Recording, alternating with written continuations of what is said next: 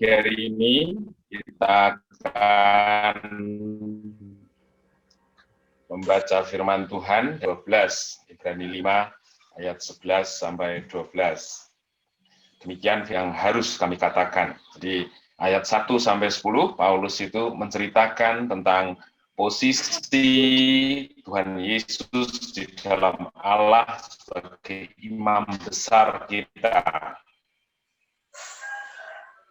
Tetapi yang sukar untuk dijelaskan. Jadi pada dia itu tidak mudah untuk dijelaskan dengan kata-kata, katanya. Karena kamu telah lamban dalam hal mendengar, sebab sekalipun kamu ditinjau dari sudut waktu, sudah seharusnya menjadi pengajar.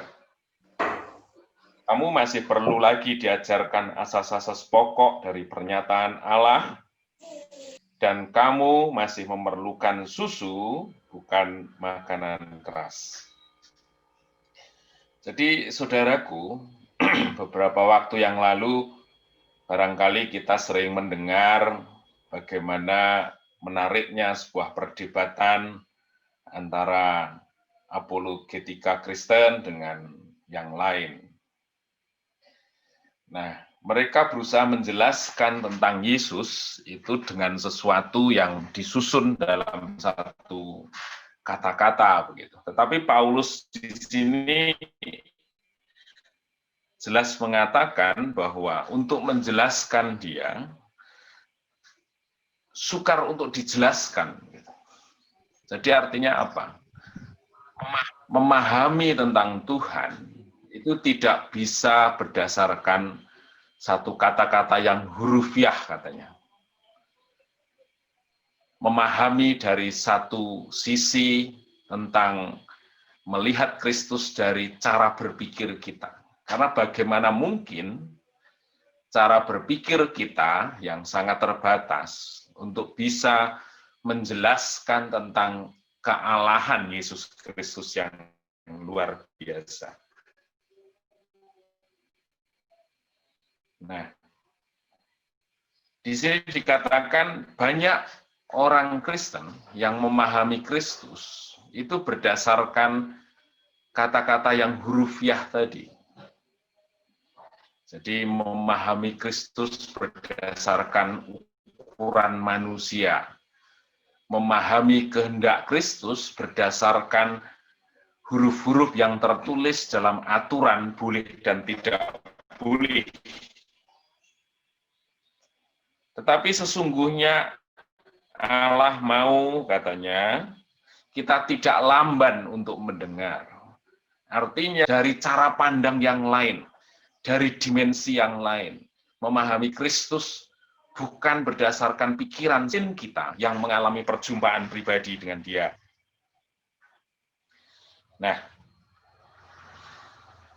terus yang ayat 12 di situ dikatakan, sebab sekalipun ditinjau dari sudut waktu, sudah seharusnya menjadi pengajar. Artinya, dalam proses perjalanan pengenalan kita akan Kristus, seharusnya yang ditambah adalah kekayaan batiniah kita. Karena kita sendiri sudah masuk pengalaman pribadi dengan Yesus Kristus sendiri. Dan di situ dikatakan menjadi pengajar. Jadi apa yang diajarkan seseorang yang semakin dalam mengenal Kristus adalah pengalaman pribadi yang menceritakan tentang kealahan Kristus yang didasarkan atas kesaksian batinnya yang mengalami pribadi Allah itu. Nah, di sini katakan, kamu masih perlu lagi diajarkan asas-asas pokok pernyataan Allah. Jadi, bagaimana mungkin perjalanan rohani kita mengenal Tuhan itu hanya melibatkan satu dimensi pikiran, sehingga Kristen itu hanya dipahami sebagai satu aturan boleh dan tidak boleh, seperti hukum Taurat, begitu ya. Tetapi di sini dikatakan bahwa kita harus belajar makanan yang keras. Di ayat berikut dua ayat berikutnya itu dijelaskan bahwa susu yang membutuhkan adalah bayi. Dia tidak mengenal kebenaran, dia harus tidak boleh, sehingga kamu harus belajar untuk hidup yang sesuai dengan kehendaknya Tuhan, begitu. Tetapi orang dewasa sudah terlatih panca inderanya.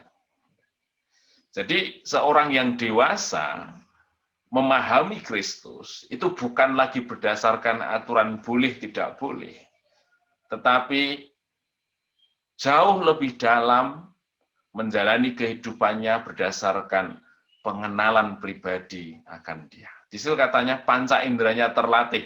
Jadi untuk menggambarkan konsekuensi yang terjadi atas pelanggaran itu, dia tidak harus berbuat dosa dulu, tidak harus melanggar dulu, tetapi di dalam hatinya sudah diperlengkapi dengan pengertian bahwa kalau saya melakukan ini, dampaknya akan seperti ini. Kalau saya akan mengambil jalan seperti ini, maka dampaknya akan seperti itu. Itu dia sudah paham benar. Bagaimana dia harus belajar dari hari ke hari untuk dipimpin oleh kehendaknya Tuhan, sehingga hidupnya terus mengalami proses pendewasaan, proses pertumbuhan kehidupan Kristen yang normal. Sehingga dia terlatih untuk dia bisa memahami, bukan melihat sesuatu berdasarkan aturan lagi, tetapi satu nilai pengenalan akan Tuhan yang terus ditambahkan dari waktu ke waktu.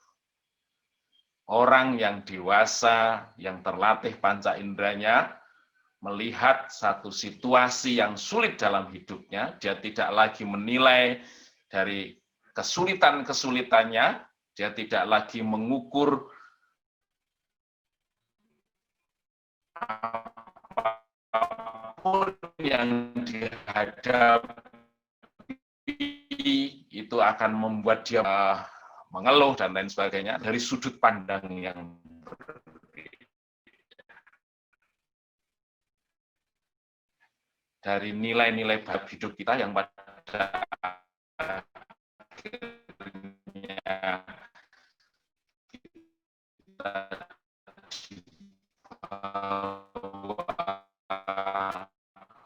pada orang yang dewasa selalu melihat bukan hal-hal yang duniawi, bukan, tetapi dia bisa melihat sesuatu dari dimensi pandangnya Tuhan. Semoga menjadikan kita untuk kita terus dibimbing untuk melihat pribadi Allah dari satu dimensi yang berbeda, yang pada akhirnya membuat kita terus mengalami keserupaan dengan Kristus. Mari kita awali dengan doa pada pagi hari ini.